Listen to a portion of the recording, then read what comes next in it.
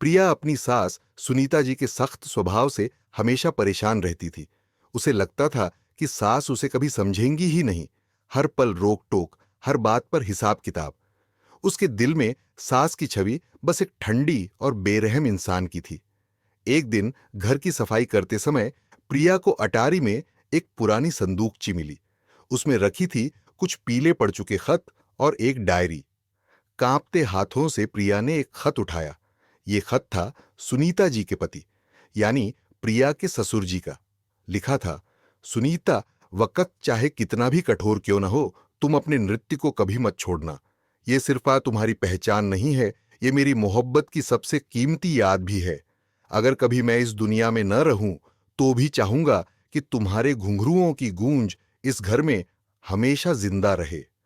तुम्हारे नृत्य की वही लय है जिसने हमारी प्रेम कहानी को जन्म दिया, और वही तुम्हें मेरी यादों से हमेशा जोड़े रखेगी। पन्ने पर आंसुओं के निशान थे, और प्रिया को समझ आया कि ये था उनके पति का आखिरी खत। ससुर जी की मौत के बाद घर की जिम्मेदारियों ने सुनीता जी को अपने सपनों को ताला लगाने पर मजबूर कर दिया। सख्ती और किफायत उनकी आदत नहीं, बल्कि मजबूरी थी। प्रिया की आंखें नम हो गईं।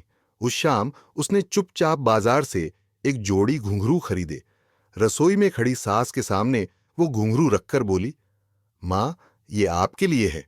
अब मैं आपका सपना पूरा करवाऊंगी। सुनीता जी के होंठ कांपे, आंसू गालों पर ढलक आए। उन्होंने धीरे से कहा, बहू, मैंने समझ लिया था कि मेरे सपनों की चिता मेरे पति के साथ ही जल गई, लेकिन आज तुमने उस राख से फिर से नई उम्मीद जगा दी।